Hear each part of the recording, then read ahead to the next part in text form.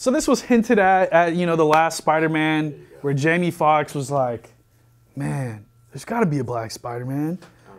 Yeah, and you know, we saw, you know, Into the Spider-Verse, Miles Morales, he will have a live action version, and we know this because not only are they hinting at it within the recent movie, but they keep, like, Miles Morales is in video games that have sequels. He's in his own movie. They hinted at it in the first Spider-Man movie, actually. Exactly. Yeah, so the first MCU one. There's a lot of evidence that we're going to get a black Spider-Man. And eventually, obviously, because of the multiverse, it makes so much sense. Just like we saw in the last movie, all three of the Spider-Men. I honestly don't even think they need to do multiverse thing, because his uncle is already in Spider-Man 1. He's a gang member that Spider-Man, like, webs to his car and is stuck there for hours. Yeah. But I think it was another thing that's very telling that he doesn't need to be from a different universe is the fact that Sony is developing all these annoying, like, characters that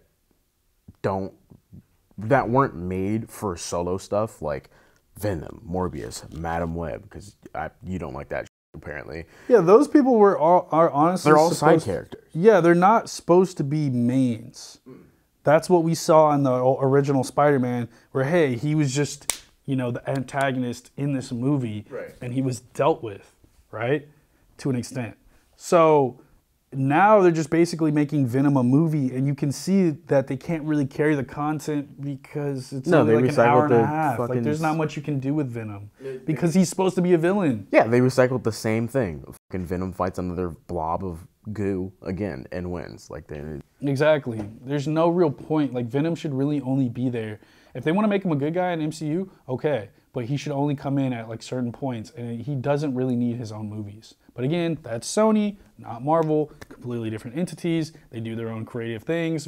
Sony wants to milk the money out of Venom and Morbius and all these things, so obviously they're going to try and do stuff with them. So I get it.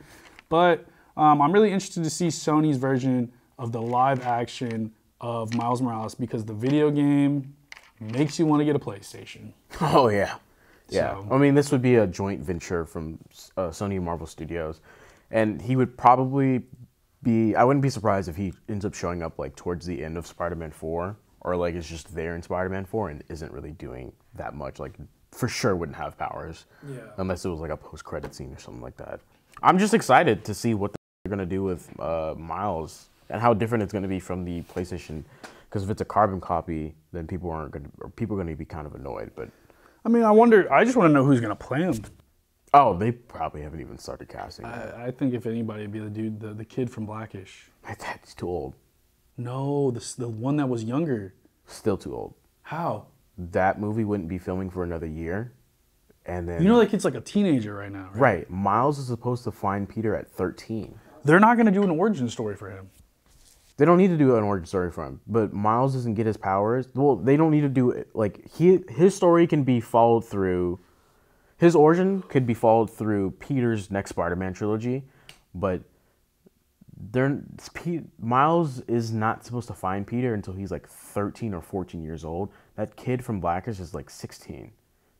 He's going to be an adult by the time they actually get him to where they need it, where the time they get him in front of camera. We'll see. Comment down below what you guys think. We'll see you next time. Peace.